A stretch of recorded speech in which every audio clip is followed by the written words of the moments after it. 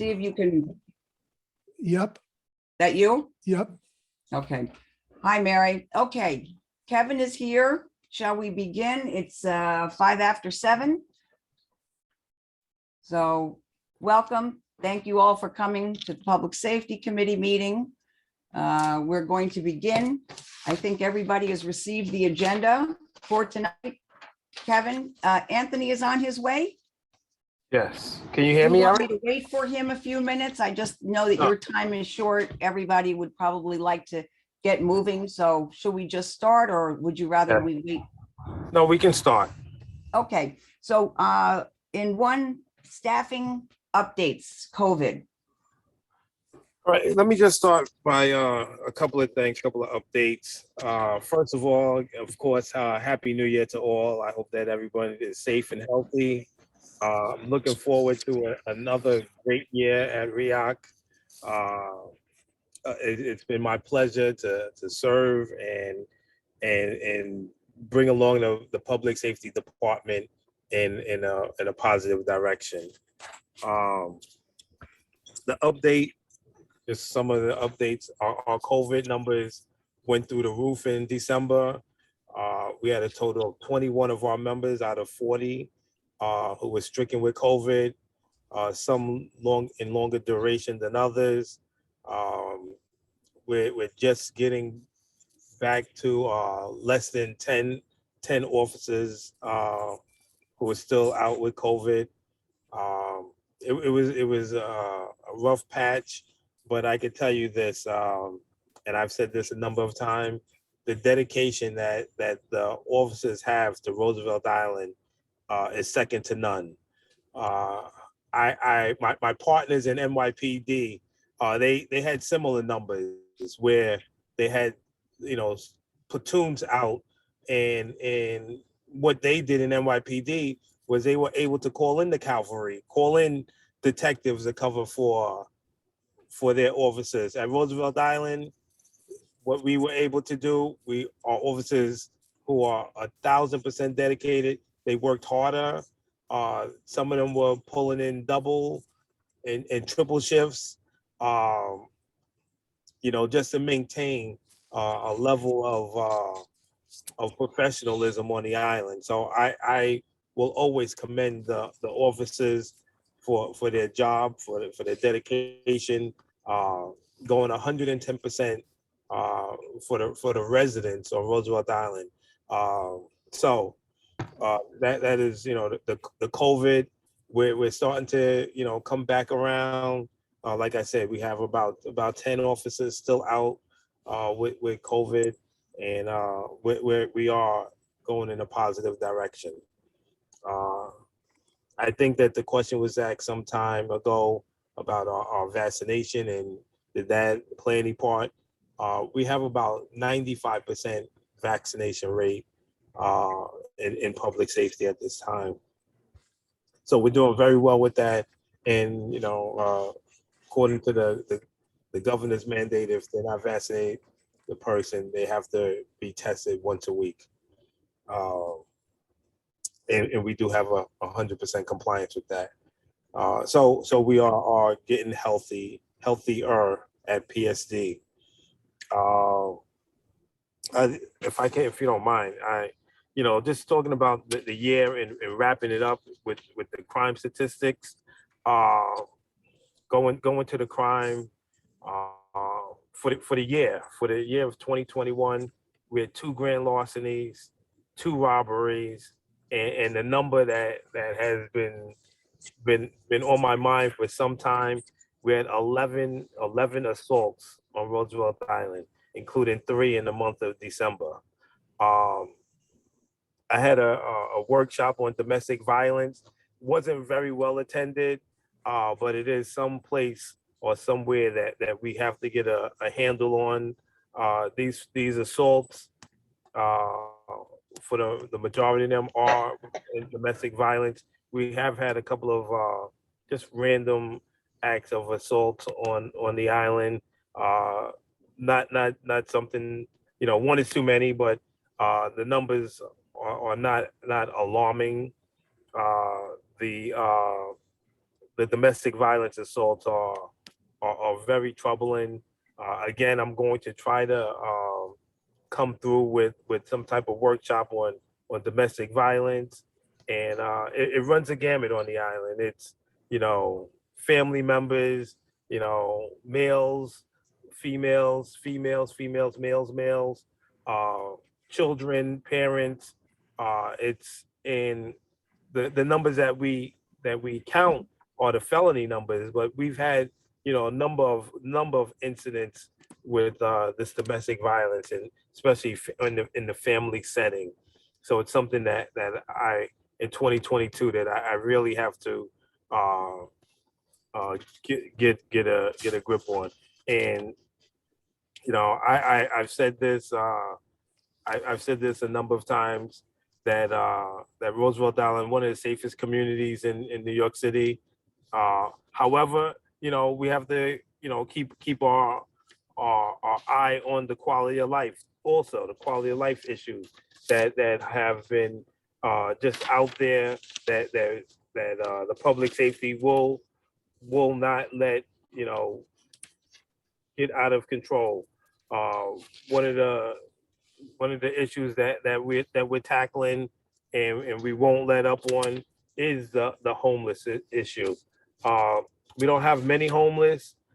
We've had a few homeless who have not, you know, they have not committed crimes per se, but we have to, you know, we're involved with outside agencies to combat, and not only to combat the homeless issue, but to get help for these individuals. I my own personal belief is that you know, I don't think that anyone signs up to be homeless. Um, so we will do a lot of different ways of combating this. One of the things that is it is the law is that when, well, it's not it's the policy of New York City that when the temperature dips below the freezing point, 32 degrees, that that we have to get the homeless into a situation where they are indoors. The public safety, they have been doing that, you know, constantly, keeping up with the people who we have seen who do need shelter. And even if these people don't want shelter, we still have to make sure that they are not outside, you know, in the elements of winter. So we have been on top of it. We've been offering the services that the homeless needs, and you know, we will continue to treat them as a social condition, unless, you know, they you know, commit some type of crime or violation that must be addressed. Um, we continue to perform our verticals. Our verticals, and, you know, they leading the way is Roosevelt Landings.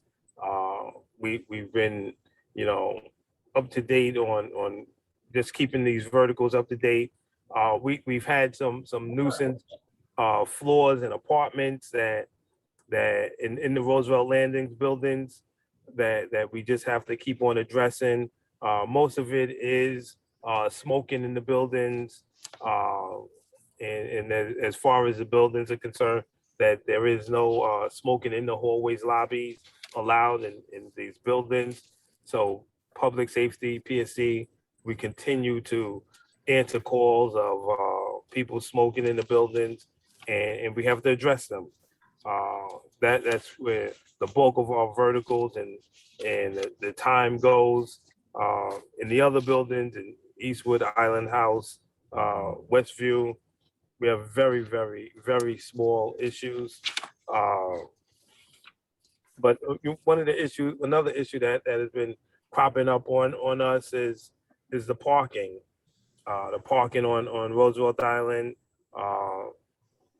Just, you know, I've had a number of people come into the office, talk about the parking situation.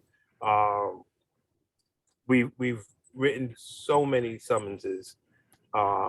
We've written hundreds of tickets, and we will continue to write, and we continue to address these issues of the parking. And that Erin, was there something that I missed? No, not on that. You didn't give us numbers for the vertical patrols, but I guess that's okay. There were some questions regarding parking. A long time back, we had discussed adding additional machines on Main Street, which you and I talked about, and you had gone back to RIOC, and they had determined that when they looked at the number of machines throughout the island, they thought that it was enough, but the majority of them are down past Southtown over by Cornell, which really doesn't do much for people on Main Street. It's difficult for people on Main Street to be able to, get a muni ticket for their car. I'm not claiming that that's why most of them don't use it. I'll definitely, like I said, I know we've had a discussion. I've had discussions with a few people. These are issues that I bring back to RIOC. I bring back to RIOC, and I express what the committee expresses. I've walked, Roosevelt Island, and like I said, I will definitely bring this back and bring this up again. But one other thing that I wanted to address, I mean, this had come up, and I'll try to, talk about this subject, because one of the things that it's just not professional to comment on ongoing cases, but there was a case yesterday of a male delivery driver, Uber Eats driver, who was arrested for reckless driving on Roosevelt Island. In a short story, this person is a person that has been complained about by numerous people on numerous occasions. And yesterday he ran through 8 stop signs. He went south first, and then he returned back north. On a few occasions, PSD had tried to stop this person for not stopping at stop signs, almost hitting people in the crosswalks, weaving in and out. This person would flee down to the promenade and drive reckless down on the promenade. And on 2 occasions that I recall, it just was not safe to chase this person any further. Yesterday, did the same thing. Went through 8 stop signs, attempted to flee, and PSD, they were able to stop him. He resisted arrest vehemently. He was fighting with the officers. He knocked one officer down, causing the officer to cut his knee, and he had to be subdued with OC spray, and he was arrested and placed under arrest and processed in the 114 precinct. Well, that'll be great for Rick to be able to get out that information, because the word on the street was a lot different. People saw a piece of it, and it doesn't match exactly what you're talking about, is that your men were able to finally take action on somebody who has been, a danger to pedestrians and other people on the island. What, the rumor that was going around was just that, this driver had been pepper sprayed, although they did acknowledge that he had gone through a stop sign. I'm glad to hear that this is not a one-shot deal, that this is somebody who numerous people have complained about, and that you can now substantiate that there was just cause for what happened. That's always important. That's part of why it's so important for communication.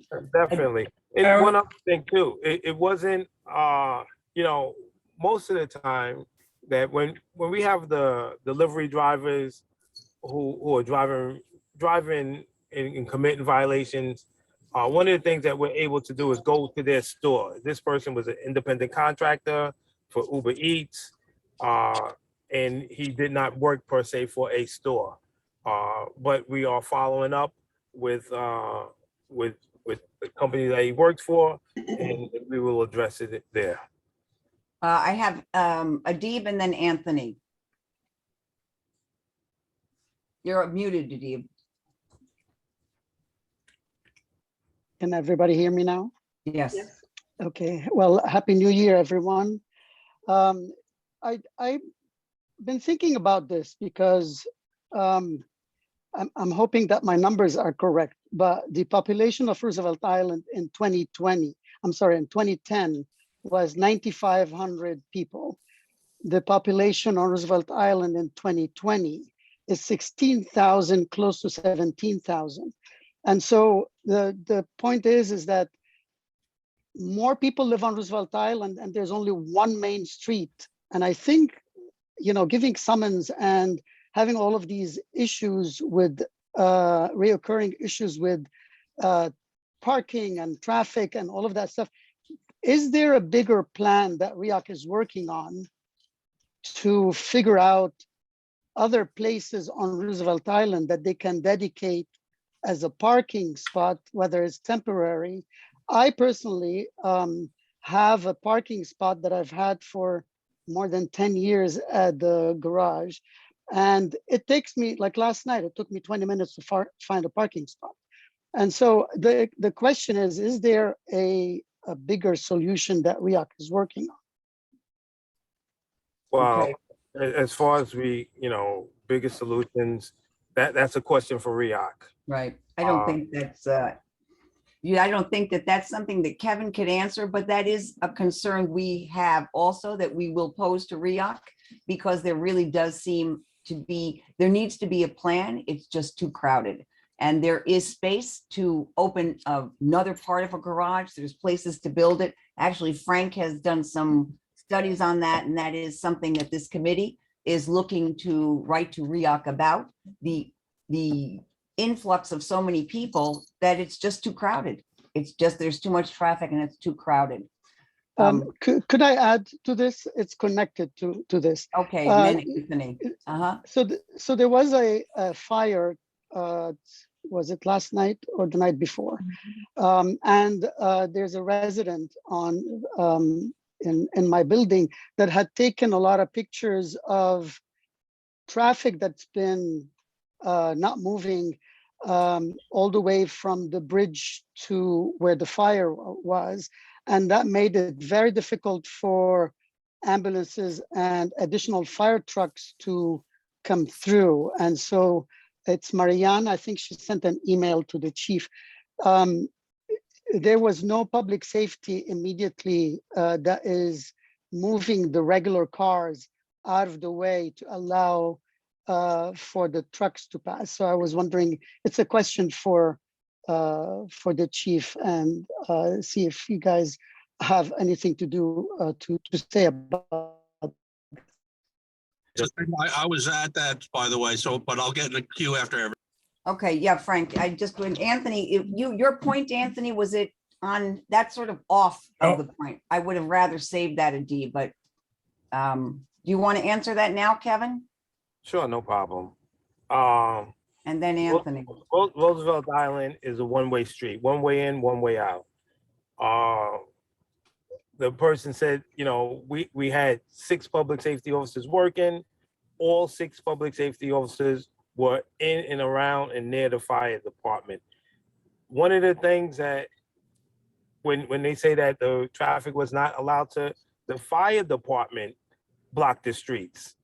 There were no other vehicles other than the fire department who blocked the streets, and their fire engines were in places where they dictate where they were going to park. We could help with pulling traffic. If you look at where the pictures, the fire department was on both sides of Main Street. If I would have had 100 public safety officers out there, they would not have been able to move the fire trucks once they were stopped. That is a that is a bigger discussion that I will have, and that I have had previously with the fire department and with EMS. You know, once they position themselves, those fire trucks are not able to. No one's able to move them. We've talked to them. I've talked to them when they park on both sides of the street. It's a bigger discussion on safety. However, what I was previously advised of by the fire department is that if they needed to get additional units to the area, they would have taken the promenade. So the fire department, the emergency vehicles, they know how to get in and around to where they need to go. As far as the residential, the cars that are not part of the emergency situation, the fire department, once they park their vehicles, it's difficult to get them out of the way. But like I said, emergency vehicles, they can always take the promenade. They can always get to and from. They can take the east or the west if they need to go in and around to get an emergency ambulance onto the scene. And they know that. That's why I have been in constant contact with the fire department about the emergency ways onto the island. Thank you, Kevin. Anthony? Hi, everybody. Happy New Year. I was unable, I just wanted to say to you guys, Happy New Year. I was unable to be at the last meeting. I got COVID real bad, so Oh, a little sick. I'm doing much better. I just wanted to touch on two things that we just talked about. One is I just want everyone to know that every single year, as a defensive instructor, I do the training for the guys in their use of force and, you know, with their OC spray and their ASP and their use of force. So they're constantly reminded of what they need to do and what they don't need to do. And I just wanted to touch on that. So, and that's it. I just wanted to say hello to everybody. That's all. thank you, Anthony. Frank? Mary, you have your hand up. You'll be next. Frank was ahead of me. Frank? Okay. Hey, guys.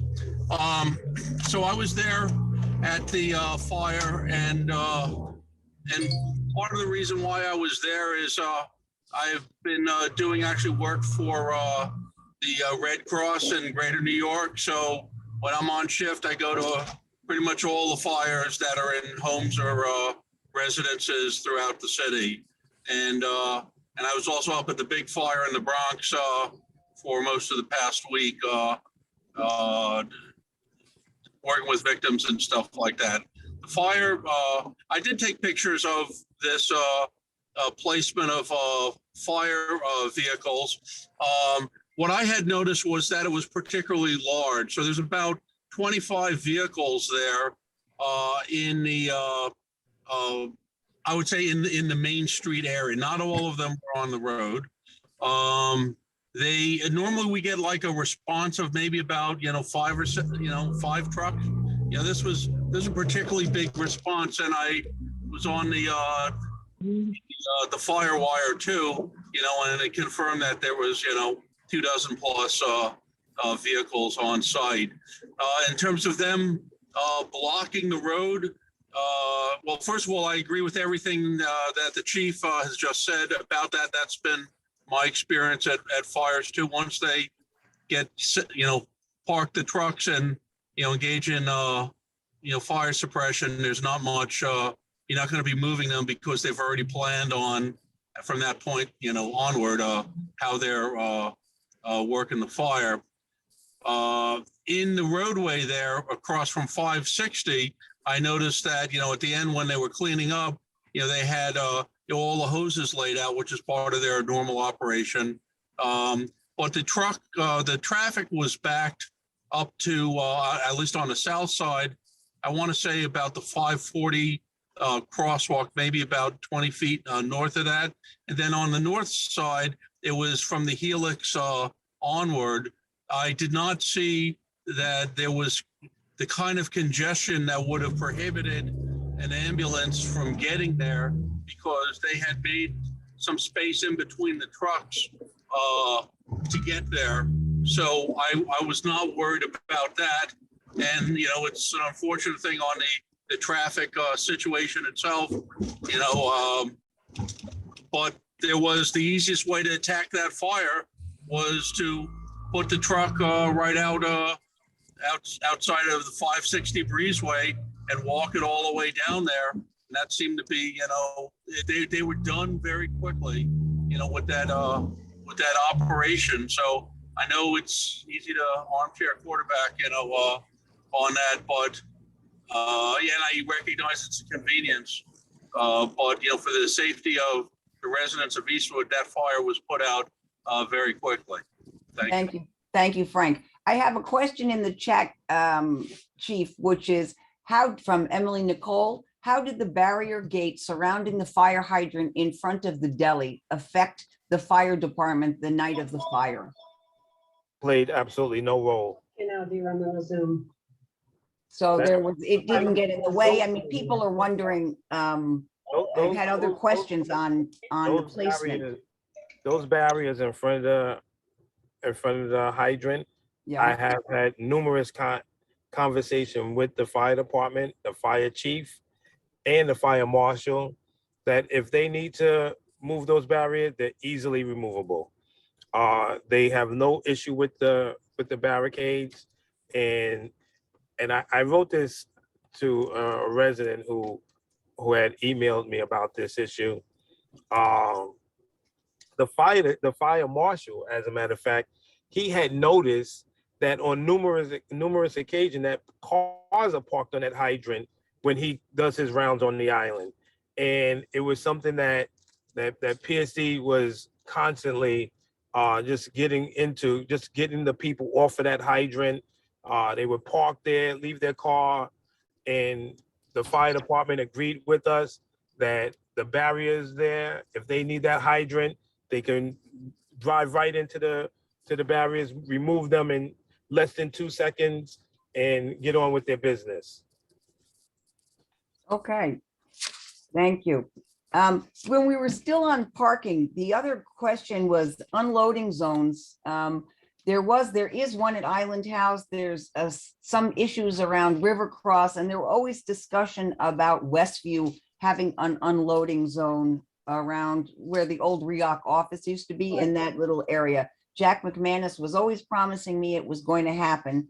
Unfortunately, it hasn't yet. Is there anything that's being worked on towards that, or is that a pipe dream? I don't know if that's a pipe dream, but I'm so sorry to interrupt. Can you just repeat that question again? The question is about having an unloading zone in front of Westview, 595 Westview. Now that RIOC is no longer there, often the two cones so that we have no place to unload at Westview. So I was asking, there's a spot where there's some stripes before the stop sign that could be the possibility of a loading zone, although it might make it a little more discussion for a number of years since Jack McManus because you can't double park. Therefore, people trying to unload, even for Island House, that part of Island House could utilize it as well, have no place to go. I could revisit that with the building manager. Okay, that'd be great. And the other thing, while we're talking parking lots, Julia was very concerned and still is. She's tried to reach out through the management on, again, the parking use at Manhattan Park. She's not sure what she should do. It's a mess. It's dangerous. She's worried about fires. She's worried about it. God forbid a fire, there was a fire there and a fire truck had to get there. What can we do to try to correct that? They keep talking about, they have no control of it. They're co-owners of it. So that parking is totally Manhattan Park. Right. What happened with Julia's email? She sent it to a general email and not to Brian Weisberg, who was very responsive. I called Brian Weisberg to alert him about this email, and we had spoken about it. And the cars down there are not blocking any fire exits. Julia, she even put that in her email. The fire chief told her that they're not blocking any fire exits or entrances. However, there is an issue with the parking that Manhattan Park, I wouldn't say an issue. They have decided to park the cars on their property the way that they wanted to park them. They're within their rights at this time. And I think that Julia, that this issue was explained to her also, that the fire department, that they were there to address any hazards, and they saw no hazards, and they spoke to her about that. The next issue is, what is Manhattan Park doing about their parking? And that is something that has to be taken up with the building managers. Julia, you're here. Do you have anything you want to say to this while we're on this? Well, first, I disagree that Brian is very responsive. The business card he gave me with his email always has bounced back. Never once was I able to reach him. And when I did reach him, he sounded angry. Okay. Second part I disagree is that even though the chief of the FDNY tells me my trucks can go over anything, I'm not concerned. I am concerned, and I have spoken to the management about this parking. The response has been, we cannot do anything about it. We tried. We asked PSD to give tickets. They refused to give tickets. These cars are out of control. They park wherever they want. They block the side doors, and we can do nothing about it. So I do not know who is right, who is telling the truth, who is lying. There's something between PSD and Manhattan Park Management that has to be resolved. Even if they have parking, it has to be regulated and within a certain distance of the building. Nobody should be parking in a way that prohibits pedestrians from using sidewalks, which is the situation now. We should be blocking the back doors, and PSD should help monitor the situation, I believe, even though it's a private property. There are thousands of apartments in these buildings, like 1,200 apartments. I don't understand how this can be legal to have parking all around the building, so close to them. That's all I have to say. Yeah, I agree that it's not only an eyesore, which it is. It's very difficult to walk there.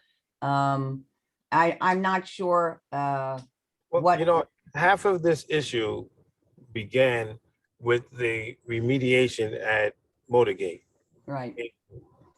And this should be rectified very shortly. I'm not sure what their timetable is for the construction in Motorgate, but this is not a permanent issue. What does remediation at Motorgate mean? Construction They're at Motorgate. redoing it. They're fixing, things Still? like dripping and I thought they were leaking. Yeah. I No, thought they're they still were working. finished too. No, they're still working? doing, yeah. That's why So they parking spots. I've been told by our superintendent that as soon as the spaces in Motorgate become available, they urge people to move back into the garage, and people refuse because the parking outside is free. Okay, so even though I understand it's a temporary issue, there is nothing more permanent than a temporary solution. This solution has become permanent, and Manhattan Park Management has lost control over the solution. I think that's terrible if that's happening. Rosanna, your hand is up. Yeah, hi. Good evening, everyone. Happy New Year to everyone. I just like to add to what Julia already said. I actually had a conversation with Mr. Weisberg, with Brian Weisberg, who is the manager of Manhattan Park. And he reassured, and we went over, of course, the same topics that Julia already covered. About the parking lot and the fire escape and the fire security escape doors, etc., and disadvantage, of course, of the residents, etc. And Brian said that this is definitely a temporary fix that they implemented just to help the residents of Manhattan Park to use some space to park their own vehicles. And he said, quotes, that is due obviously to the construction work that is still undergoing at the Motorgate, but that will be soon he will be soon reopening to the residents of Manhattan Park, so the problem will be resolved. He also added that the fire department went over, as Julia noted already, and they check the doors, they check all the aspects of any dangerous hazard that might be present, and they sign off on it.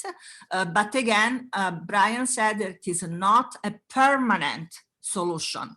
So by no chance that is a parking lot that is going to stay.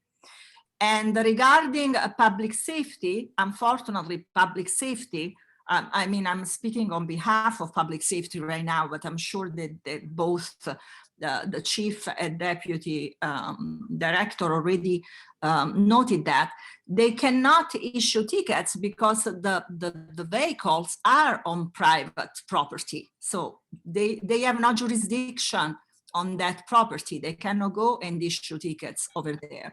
So that's why they can't implement what some residents are demanding. And obviously it's very annoying, and I understand, especially with the delivery vehicles that double park, triple park sometimes, but apparently it's only temporary and will soon be clear. That's all I wanted to say. I see. All right, Thank you. Mary, give me 1/2 a second.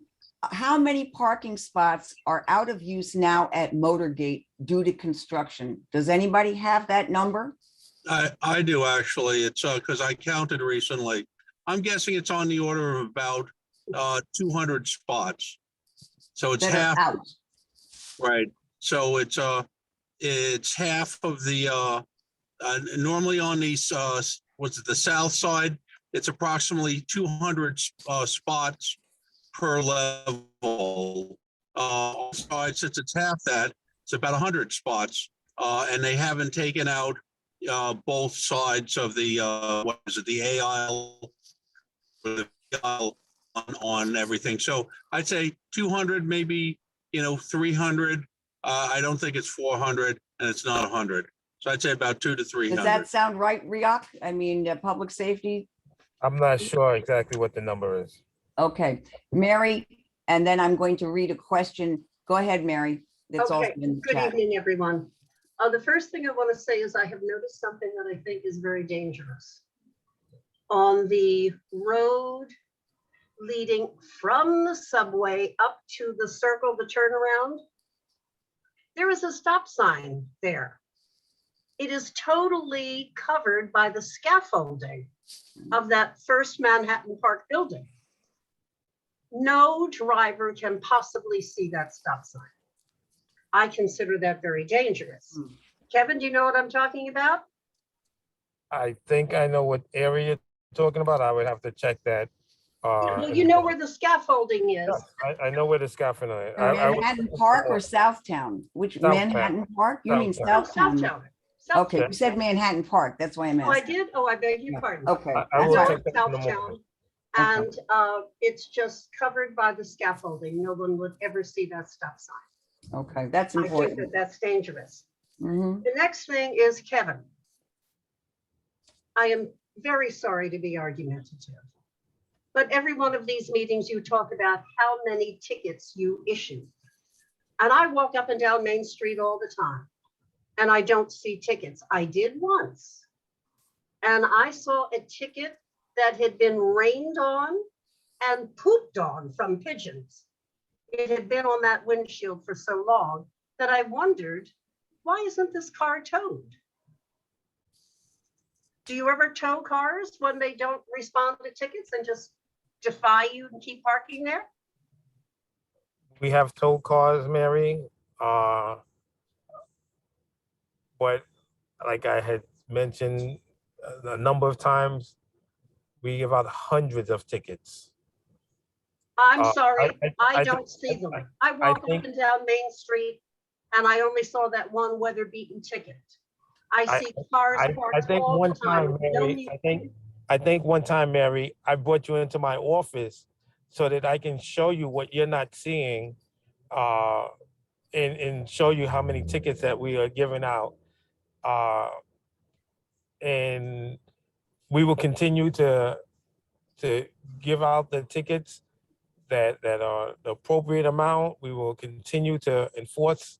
Do you the have a parking regulation. schedule for ticketing? Do you No. like ticket every morning at 10 o'clock? Or No, we don't do that, Mary. how many times a day do they write tickets? Whenever they're parked illegally. Mary, we could take this offline if you want to have this conversation. But we Okay, just, we've I done don't this a understand couple of why times. the owner of Nisi and the Yeah. owner of the beauty parlor don't have to pay. They never use a muni ticket. They can park in the garage with a discount. Chief, I know you're having engagement, so if you need to go, I will take over from here, boss. Thank you so much. All Okay, right. And Mary, I'll say this, Mary, the owner of Nisi's, and you know I've been out there a ton right before I got to COVID. And you brought to my attention that he had the handicap plaque. There was someone parking with a handicap, and he was from Nisi's. He does have a legitimate handicap plaque. They're allowed to park on Main Street without having to pay the meter. If that's what you're referring to, there's a handicap plaque. Yeah, somebody he wants, has a placard now. He used to have a hang tag. He has a I hang I- tag. He I has a believe, placard. I'll check it, but. from I what don't think he remember, does. He has a hang tag. it is a hang Aaron, tag. I have personally been out there and enforcing, even after our last Yeah. conversation, Mary, I went over placards, I've been enforcing the summons writing to the 100th power on Main Street. Someone came in the other day and complained that the cleaner is parking a truck in front and is never getting a summons. He's paying the meter every 15, 20 minutes. He's paying it. I can't give him. That's what he's the summons supposed to if he's do. paying it. So, I brought it to my sergeant's attention. He's like, boss, the guy constantly pays the meter and pays it and puts his vehicle there, and he doesn't have a ticket because he's paying the meter. He's abiding the law. Anthony, I walk Yes. by and I see Ma- tickets from that Mary, expired 2 okay. hours before. Mary, I just say this to you respectfully, the numbers that we're writing are statistics, and I can only go by the statistics of what we're writing. I know you don't see them, but the proof, of Certainly do not. the numbers are there. We have a. I think, you know back what? and forth here. Yeah, I think this is enough to go back and forth. I think one thing might help also would be to get more stations so that people can buy tickets. It makes it a lot easier. Absolutely. It's very difficult to walk, Absolutely. half a This is block. more, I had more I Oh. wanted to say, please. I Okay. reported to Kevin that I saw a stop sign down. I carboned you on that. Yes, the one that's in the middle of the street. He ordered it last. That was on Christmas Eve, right? I don't know how many days. I it think was down. it was They a Christmas ordered a Day new you one, sent then. that email, Mary. I think it was Christmas Day. I think I was CC'd on it also, and you had asked why it wasn't being corrected. It was Christmas morning, I believe. Actually, I didn't say that. I said what is involved to get it replaced. Oh, yes. It's been ordered and has it arrived?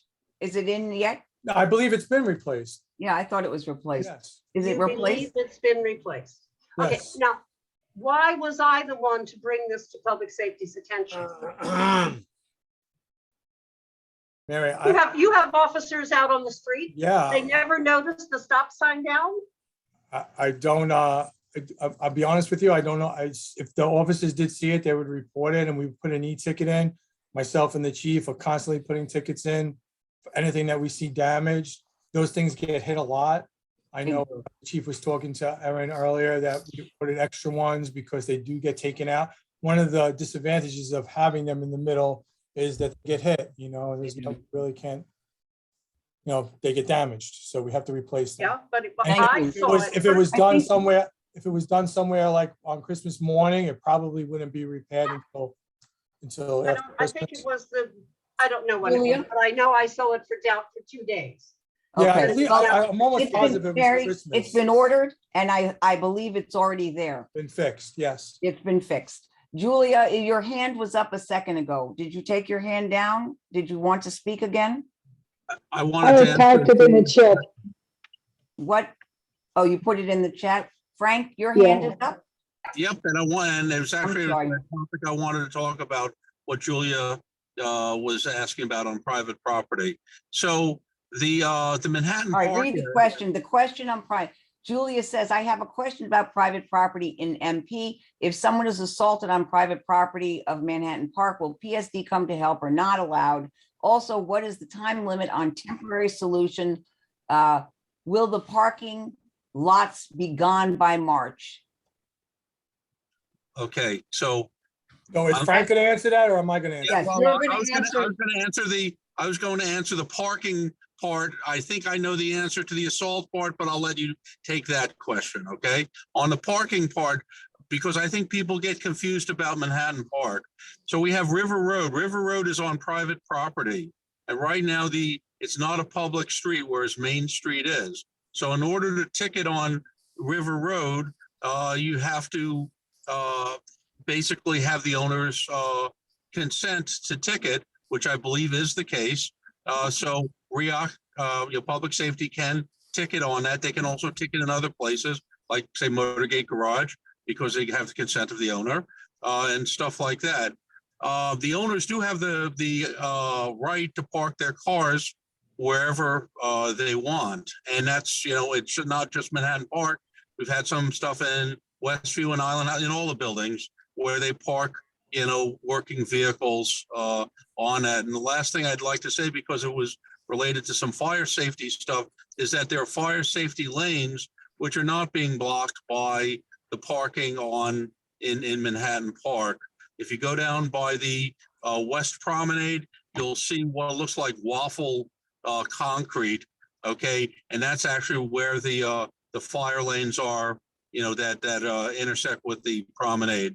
So they're not blocking that. As for the assaults on private property, I'm going to let you answer that, Anthony. Deputy Chief. Absolutely. If a Anthony, I'm so sorry. Before you go, I just want to let everyone know that we're at our 10-minute mark. It's 7:15. No, Juan, we go until we're done, usually till 8:30. Just so you know. Go ahead, Anthony. I would say this, guys, if a crime is committed, an assault would be a crime. The jurisdiction of PSD would be to enforce the law and to enforce any crimes that are committed. A traffic ticket or a parking ticket is not a crime. So that's something that on private property, we're not going to enforce unless we have the permission of the property owner. It's just if you had your own house and someone were you were to let someone park on your driveway, a police officer is not going to come to your driveway and give you a summons without getting the owner's permission to do so. But if, God forbid, someone was assaulted in your driveway and the police were present, they would still affect an arrest because it's a misdemeanor or a felony. And I think everyone knows I have an extensive background in law enforcement, so kind of really familiar with that. Another question, excuse me, Mary, another question that was in the chat that I wanted to mention goes back to the deli and unloading zones. And it's from Emily Nicole. And she's asking, where are people from the landings able to unload? The other side of the street has areas to unload and unload, to load and unload. The gates can still damage the bottom of the rigs. If there are people on the sidewalk, there's ample risk for them to get injured, especially with the deli being a main destination for a lot of people. I'm not sure the breezeways are still where people in Roosevelt Landings unload. Is that correct? Has that changed, that Roosevelt, that's where Roosevelt Landing unloads, is their breezeways, correct? So every one of those breezeways belongs to Roosevelt Landings. People even park there with permission from the management of Roosevelt Landings. That's With permits. with permits. They actually permits for it. Right, they have permits and they can pull in there and they can unload in the breezeways. And we will not write summonses there, Erin, unless we are called by the management office that someone is parked illegally. In fact, Right. I have a good relationship with they have their own private, because there is private property. Their security department has their own private tow company that they will call if they want a vehicles towed. We can't tow any vehicles from any of those private locations. Okay, and then Miss Nicole, who can speak for herself if she wants to, says there is no place for a cab to stop in front of the buildings to allow residents to come down to them. Cabs can park temp at those loading and unloading zones across the street. There is no place for cabs to stop to wait for people. There are no loading and unloading places across the street over on Westview and Island House on that side. They're often taken up by people who have disabilities and have, not hang tags, but are really have certification to park. Unfortunately, that's one of the problems. Yes, and I guys, just so you know, I understand your frustration with it, and I have people that come in and say to me, we don't care if they have handicap plaques, we want them summons, it's not fair to me, and we really try to do everything by the letter of the law. That the letter of the law permits handicapped people to park there. We try to take a step back and say, we're going to follow the letter of the law and what we're allowed to do. And I have some people say, how could you, condemn a handicapped person, from parking there? Or how can you let a handicapped park? I get both ends, I get the good and the bad with it, and like I said, we try to be unbiased in any situation and try to just follow the letter of the law. I think it's important for education for those people to also understand it's free. Anybody who has a hang tag can apply for free parking at Motorgate. That's a hang tag, not even, a hang tag. So you can park for free in Motorgate. You have to update it every month. But if you have a hang tag and you have certification from a doctor, so if you are disabled, you have a free parking spot in Motorgate. Something I always thought would help, Anthony, is if you opened back up the spot in the turnaround in front of Food Town. It used to be until the bicycle accident one time, and they closed it off. People used to come out down from Motorgate, disabled people, wait there. They could sit inside of Motorgate, in the wheelchairs, however, and get on a bus when it turned around. I think it discourages handicapped people from utilizing it and parking there, because the difficulty then getting to the buildings has been increased by the change of the bus to the upper side of the street. Sharon? This is Frank. Can I just make a quick comment? Wait, Mary's been Buses are too waiting. Frank. big. They can't make the turnaround. They're too big. The new buses. They did it before, Mary. They just. The new ones? No, the new diesel ones? Oh, is that the problem? Yep, they're too big. And so the turnaround is useless. Okay, That's go ahead, not Frank. true. Go Oh, it's ahead. not Frank. true? That's actually not true. And I've talked to Cy about this. Okay. The buses actually can make the turnaround, and anyone with a CDL license should be able to make that turn. The issue that they're concerned about is that there's an overhang on the bus, which has to do with its bumper going over the curb. And they're concerned that because it goes over the curb as part of the turn, that might interact with pedestrians. And that's the latest reasoning. I've studied this for over a dozen years. What I will say is that I do agree with you, Erin, about the discouragement of using Motorgate, because I come home late at night from work and it's cold in the past couple of days. The only place to wait is the 10 River Road lobby.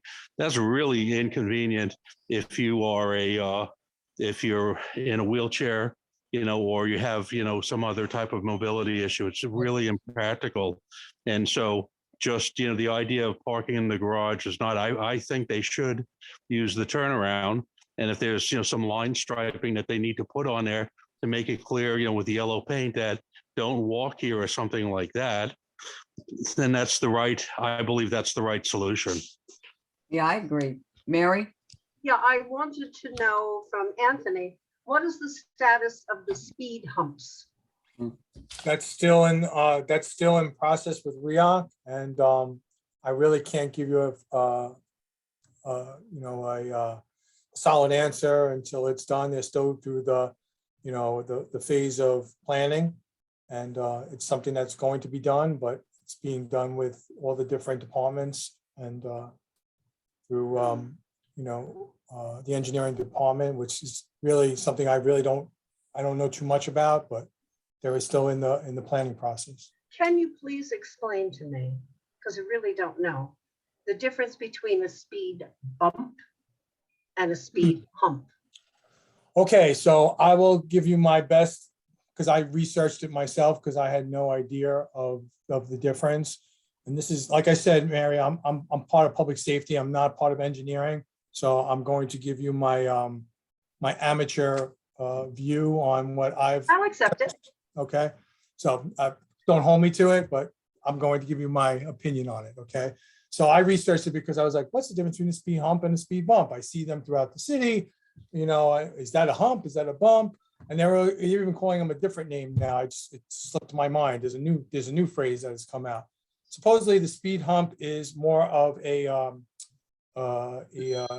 black type material that gradually gets higher and lower, where the speed bump is what you saw in Motorgate, where they were the rubber pieces that were fixed down to the ground that you just actually went on. I'm sorry. That's my interpretation to it. There is a new thing that's out.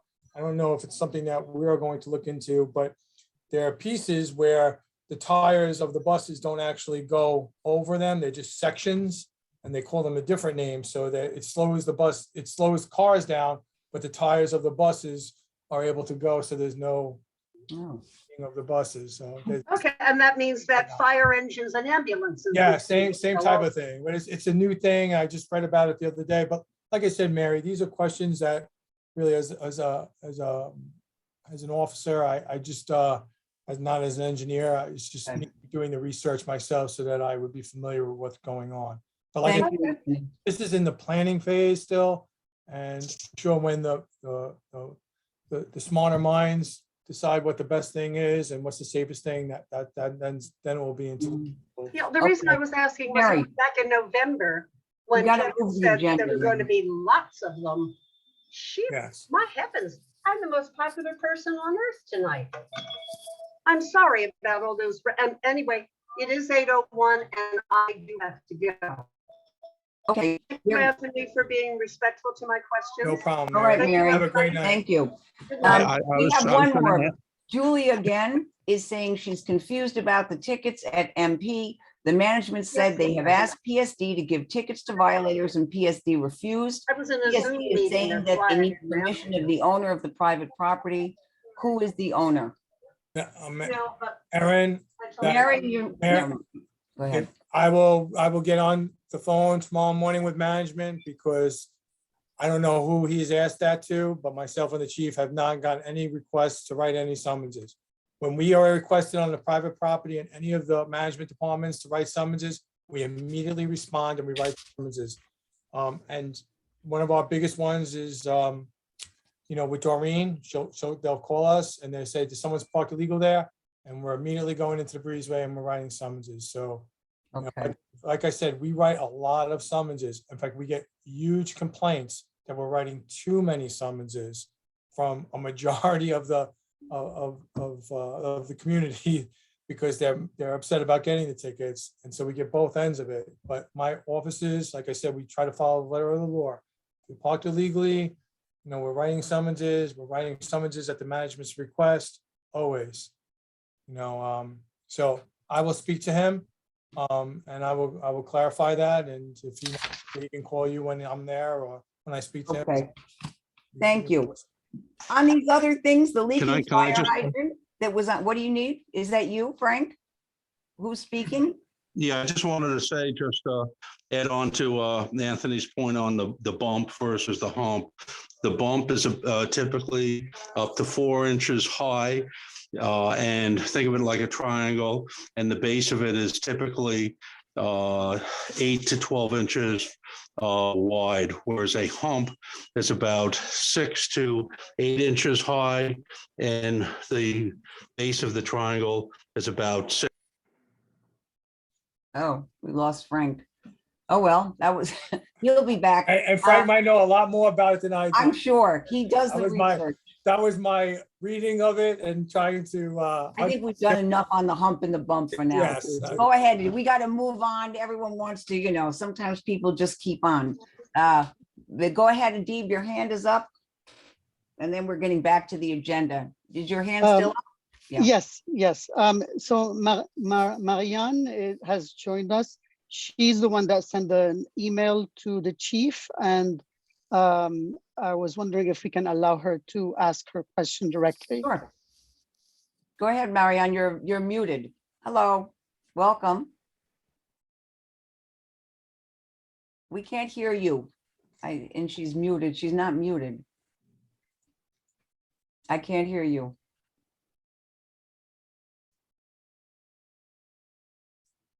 Your mic is not working. Oh, hold on. Mute. Ask to unmute. It says to ask you to unmute. Still can't hear you.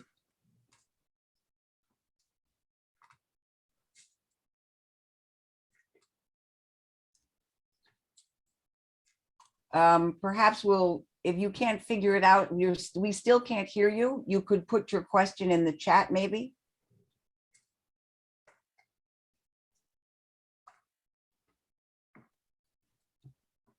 I can't.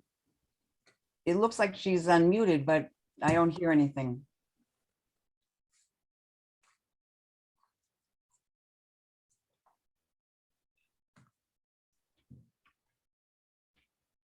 Okay.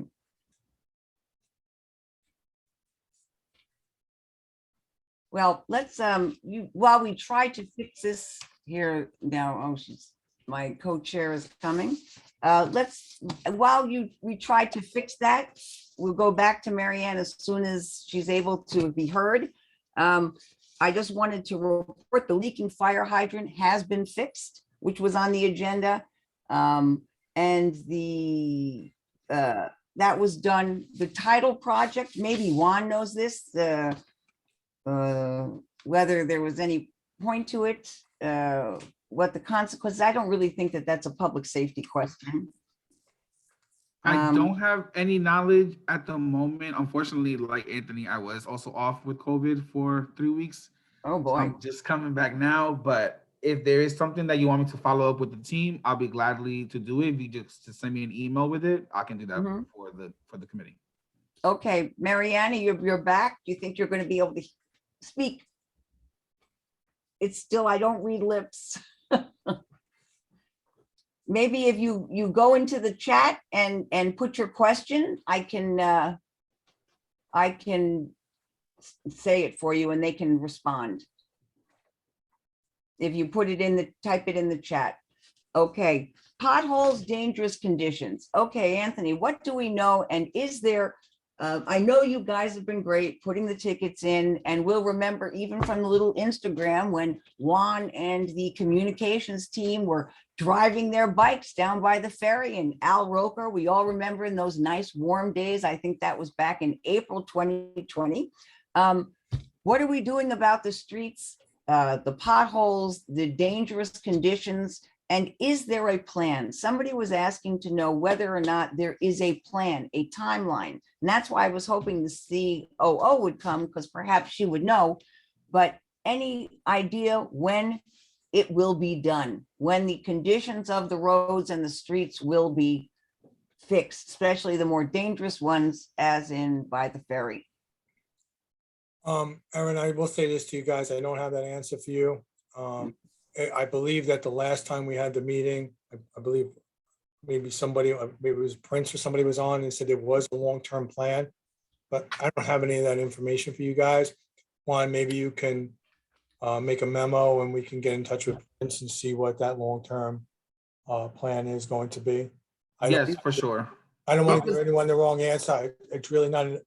I understand. It's That not a would be public great. safety issue, but it's a. It is a public safety issue, but Yes. it's bigger than you. It's I an know. infrastructure issue. I on a know. project that's being And done. we get. I don't have that answer. I And know- understand, Anthony, guys- don't worry about it. We Okay, understand. all right. The issue is that nobody, it's long-term, but it's been going on for a long time. And people who ride, seniors, bicyclists, runners are really, RIOC will be sued. That's really the worry here. I mean, you want to throw away money, throw it away on salaries. Don't throw it away on, accidents that can be avoided by fixing the street. So. Aaron, I totally understand. And like I Yeah. said, when I say it's not something that immediately public safety deals with on a regular basis, that's what I mean by an issue Yeah. that I can solve for you. That's what I mean. No, I understand. I understand. More long-term for a project that's being done with RIOC. And Juan will please mark that down. I think Amy did it last time. I'll put it in the recap. Thank you. No problem. Thank you. Now, any questions from people, from public? Our agenda items are done. Is there any new business or things that people had wanted to ask public safety? Adib, your hand's up. What's up?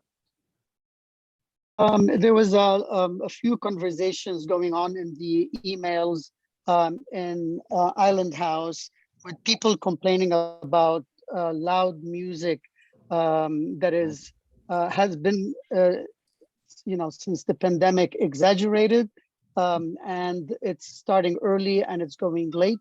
And the question that was brought to my attention is that they've been getting mixed answers from public safety, ranging between there's nothing that we can do about it to let's see what we can do. And a few times, actually, the music did stop. But I was wondering if you can explain so that I can put it in an email to the residents that were asking that question. Sure. I'm sorry, just because I'm taking notes, can you repeat the question again and what I was referring to? Yeah, Island House. Sound, noise complaints, sound outside of Island House in front of the deli. There's been a lot of loud noise, possibly cars being parked or people hanging out. And he's asking, what can we tell our neighbors who are concerned because they feel that nothing is being done? Is that pretty much? Loud music. Thank you. Can I answer that? Yes. Okay, so if we have a complaint of anything that's going on as far as that's causing a public nuisance of any sort, like loud music or anything like that, our officers will respond out there and they'll assess the situation. If there is loud music, they will resolve the situation by having them lower the music. My officers, I will say this, and the chief says it all the time, I'm super proud of their dedication, especially during this COVID time. We have certain officers that were sick for, chief had the number earlier. I think Aaron, he gave you the number of officers. We had a lot of guys, extra overtime shifts and trying to really make up for the guys that were sick. And they still were responding to every single job that we had and taking the appropriate action. So I really, if the police were called there, we definitely would go out and we would resolve the situation. We would never disregard any complaint, whether it be big or small. Okay, Rick, I'm going to let Rick go before you, Frank, because Rick hasn't asked a question yet. Go ahead, Rick. Yeah, hi. I was just wondering if you could clarify a little bit why those barrier gates are out in front of the hydrant in front of the deli, but they're not out in front of hydrants in other locations? Yeah, sure, Rick. I'll clarify with that. It was a location that constantly they were parking on the hydrant, which was a fire hazard.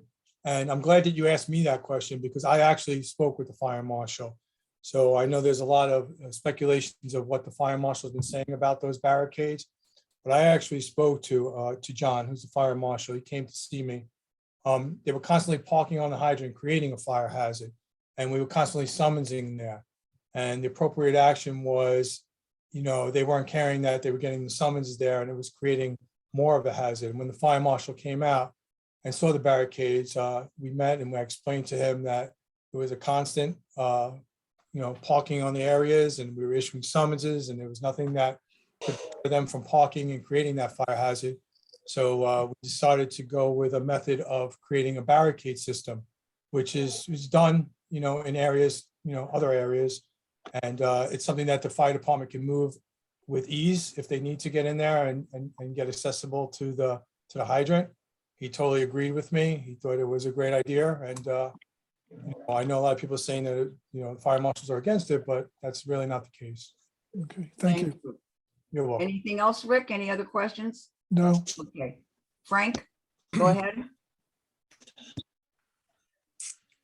Okay, let's see. So I have just one more, and this is a nit, so I guess it'll be an easy way to close out the night. There's a stop sign on the top. Let's see, if you're coming out of Motorgate, okay, just as you merge, like let's say you want to go down the ramp, or maybe someone wants to go around the big U-turn there, or whatever, rather than going down the ramp. There's a stop sign there that's confusing from a motorist perspective. Right now it says stop and it's movable, but it says stop. And I think it means no left turn, as in you can't go out straight to the bridge. You actually have to use the big U-turn. In other words, continuing ahead. I think that's what's intended. I don't think people understand that right.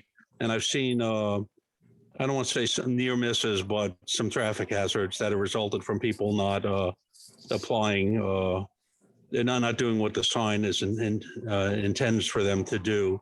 So maybe you want to think about the signage on that, maybe the U-turn and make Frank, it clear. come and see me this week and we'll go out together and we'll take a look at it, all right? Perfect. Okay, That's it. Mary Ann has put something in the Do that. chat. Thanks, Anthony.